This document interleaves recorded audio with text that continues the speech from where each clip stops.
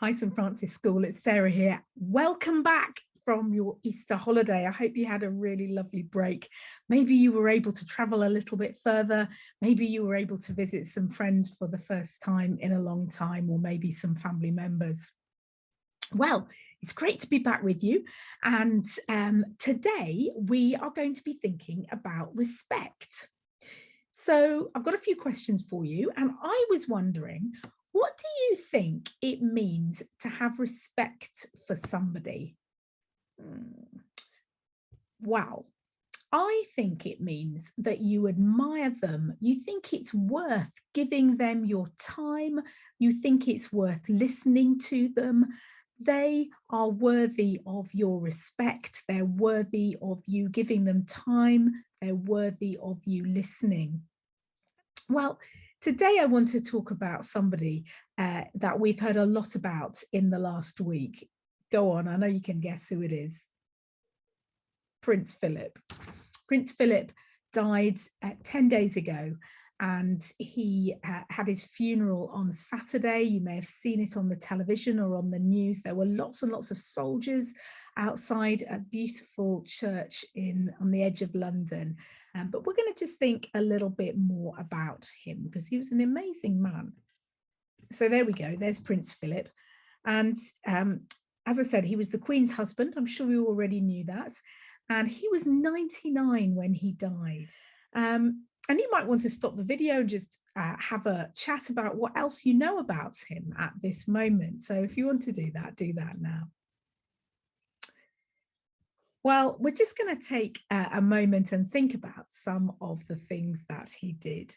So first of all, that's him when he was a baby. He's kind of cute, isn't he? And he was born in Greece. He was a prince in both the Greek and the Danish royal families. But when Prince Philip was only 18 months old, when he was just very little, his family had to leave Greece. So they moved abroad, and they came to Britain. And that's Prince Philip when he was about 12, when he went off to a very strict boarding school called Gordonston up in Scotland. And he really liked it there. He did loads of sports, which he was really good at. But then when he was 18, he left school and he joined the Royal Navy. And he met Princess Elizabeth for the first time because he gave her family and her a tour of the college where he was studying for the Navy. And she was only 13 at the time, so she was very young, but they began to write to each other. And Prince Philip served in the Navy throughout the Second World War, and he was recognized, he was respected, if you like, as a really excellent sailor and commander. But when the war had ended, he married Princess Elizabeth. And 5 years later, when the two of them were touring in all around the Commonwealth, Princess Elizabeth's father, who was the king, died. And so the couple had to come home, and Princess Elizabeth became the queen. So Prince Philip became husband to the Queen, and he had a special duty to perform as the Queen's husband because he was not the king. Instead, it was his duty to always support her, who was the Queen. And I wonder how it might feel to always live your life in second place. He was never the king. He was always there to take second place, to support the Queen, never to take the limelight. And sometimes he walked 2 steps behind her just to demonstrate his respect for the role of Queen. And that must have been quite an uncomfortable thing for the Duke of Edinburgh to do, because he was a really strong leader in his own right.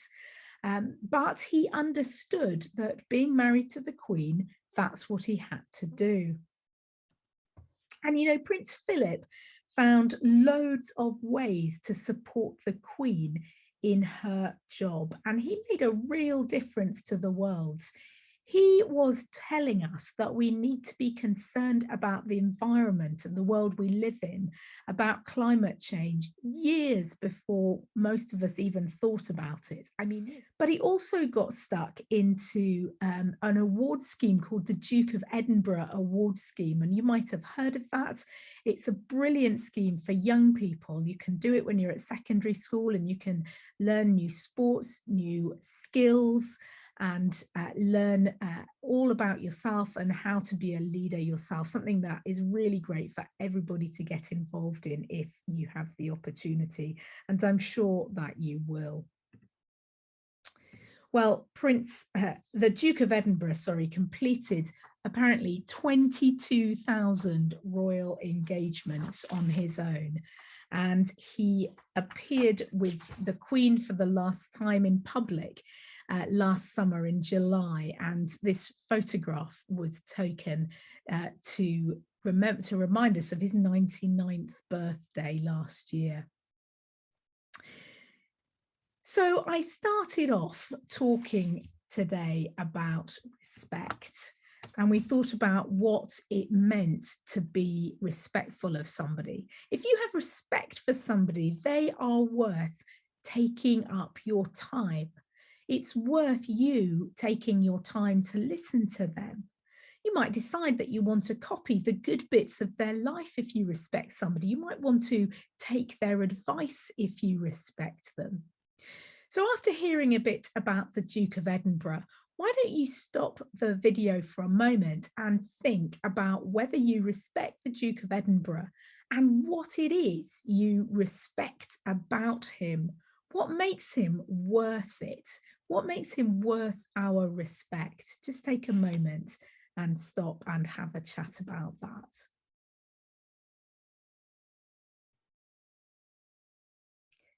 Now, I wonder what you've thought about. You might have thought about the fact that the Duke of Edinburgh served the Queen all his life. He was not always seeking to do the things he wanted to do. He wasn't seeking to be admired or congratulated or praised for what he did, but he recognized that he had opportunities to serve in the place that he found himself, and he served all his life.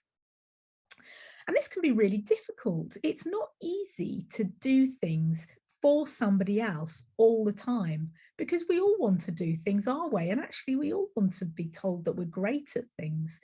But the Duke of Edinburgh served all his life and didn't look for public praise or status all the time. So I just wanted to ask you, as we come to an end, I wonder who you can think of in the Bible who served other people. Now, to be honest, there are quite a few people in the Bible who served other people. So there will be lots of answers that you've just said that are right.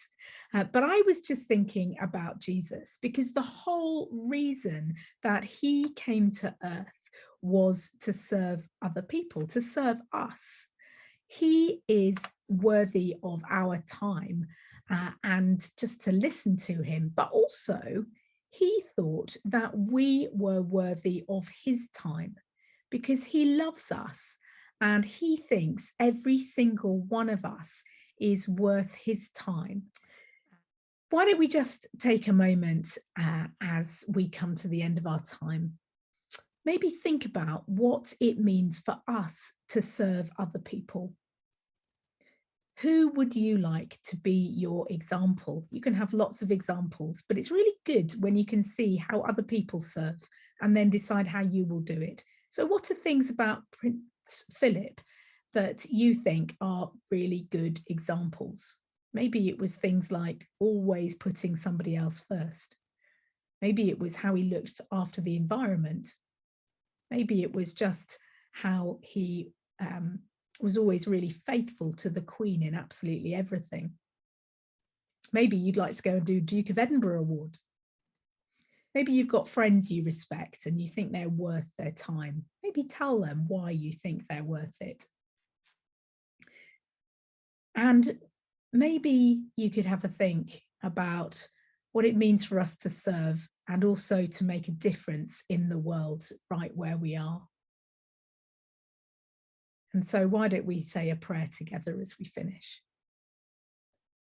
Dear God, thank you for the life of Prince Philip, the Duke of Edinburgh. And thank you for the example that he gave us of what it looks like to serve, of how he served the Queen and our nation. Please would you be close to the Queen and all those who are sad that he has died. And thank you for the example that you give us of coming to earth to serve us because you love us. Please would you help us to discover what it means for us to serve right where we are, not looking for status, but simply to make a difference in the world. And thank you that you love us so much and thought that we were worth it, that you came to earth because you respect us and love us and think that we are worth your time. Amen. Have a great day, guys. See you soon. Bye for now.